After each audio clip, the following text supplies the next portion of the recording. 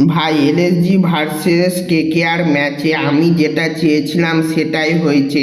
যেরকম আমি ম্যাচ দেখতে চেয়েছিলাম সেরকমই হয়েছে। এই ম্যাচ একবারে পুরো সিনেমা হয়েছে। একবারে যারা মাঠে গিয়ে টিকিট কিনে ম্যাচ দেখেছে তাদের টাকা একবারে পুরো ওসুল হয়ে গেছে, মানে বলার কিছু নাই এই ম্যাচের সম্বন্ধে। আর প্রথমে সব থেকে বড় স্যালুট হলো মানে রিঙ্কু সিংকে। সে যে হারা ম্যাচকে যে এত রান করে যে ম্যাচটাকে জিতানোর দিকে নিয়ে গেল, মানে কিছু বলারই নাই। আর সুনীল নারায়ণের যে সুপার ওভারে বোলিং, মানে সে তাকেও স্যালুট। আর কার্তিক ত্যাগীকে তো এক্সট্রা করে স্যালুট, এরকম সুপার ওভার ম্যাচ তৈরি করার জন্য। সে যদি দুটা নো বল না দিত তাহলে সুপার ওভার হতো না। এই সুপার ওভার করার জন্য কার্তিক ত্যাগীকে স্যালুট। ভাই, কার্তিক ত্যাগীকে এতটি ম্যাচ এত ভালো খেলে আসার পরে এই ম্যাচে তার কি হয়েছিল, মাত্র আর 7 রানের মতো লাগতো।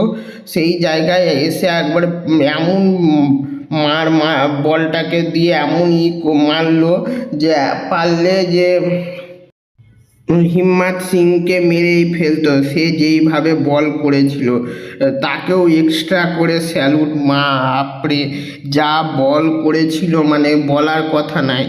সেরা লেভেলের ম্যাচ হয়েছে।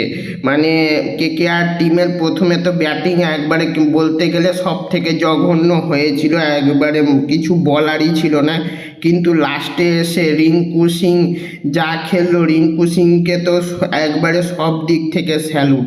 রিঙ্কু সিং একবারে ব্যাটিংয়ে ফিল্ডিংয়ে সব কিছুতে একবারে সেরা লেভেলের খেলেছে। রিঙ্কু সিংয়ের জন্যই ব্যাটিংয়ে কেকেআর বেঁচে ছিল এই ম্যাচে। আর এই ম্যাচে কেকেআর টিমের বোলিংও ভালো হয়েছে। কেকেআর টিমের ব্যাটিং তো খারাপ হয়েছিল কিন্তু বোলিংয়ে ভালো হয়েছে। রিঙ্কু সিংয়ের জন্য ব্যাটিংটা ভালো হয়েছিল। আর কেকেআর টিমের হয়ে রিঙ্কু সিং ফিল্ডিংয়ে যা করলো, মানে কিছু বলারই নাই। একবারে সেরা লেভেলের খেলেছে এই ম্যাচে রিঙ্কু সিং। এবার বুঝতে পারলাম যে এতদিন কেকেআর টিম জিতছিল না কেন, কারণ এতদিন যে তাদের যে রিঙ্কু সিং ছিল সেই তো চলছিল না। সে যে দুটা ম্যাচে চললো, একবারে সেরা লেভেলের দুটা ম্যাচই জিতে গেল কেকেআর টিম। আর এলএসজি টিমের ব্যাটিং তো প্রথমেও খারাপ যাচ্ছিল কিন্তু লাস্টে এসে তারা ম্যাচটাকে সুপার ওভার অবধি নিয়ে চলে গেল। মোহাম্মদ শামি এসে ছক্কা মেরে দিয়ে মোহাম্মদ শামি সেই ম্যাচটাকে সুপার ওভারে নিয়ে চলে গেল। কিন্তু সে খুশি ছিল না 1 রানের জন্য হারারে। মানে এই অবস্থায় সে যা হারতো সেও জানতো। আর এলএসজি টিমেরও বোলিং ভালোই হয়েছে, ফিল্ডিংটা বলতে গেলে মোটামুটি হয়েছে।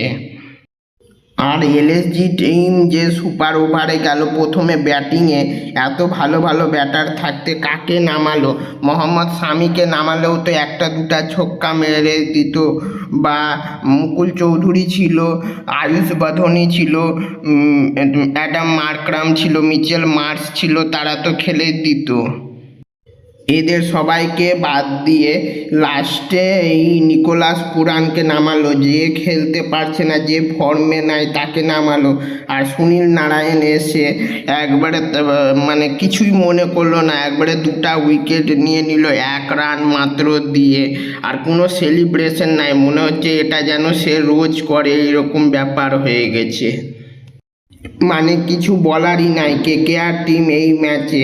মানে কেকেআর টিম বলবো না, এই ম্যাচে প্রথমে কার্তিক ত্যাগীর ওই দুটা নো বল আর সুনীল নারায়ণের এই সুপার ওভারের দুটা উইকেট আর রিঙ্কু সিংয়ের ওই ব্যাটিং মানে সেরা লেভেলের হয়েছে।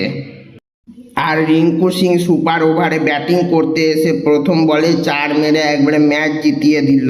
মাত্র 2 রানের জায়গায় সে 4 রান নিয়ে নিল।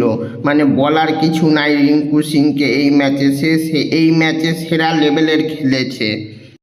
এই ম্যাচে সুনীল নারায়ণকে আর রিঙ্কু সিংকে একবারে স্যালুট, এত সুন্দর সিনেমার মতো ম্যাচ আমাদেরকে দেওয়ার জন্য।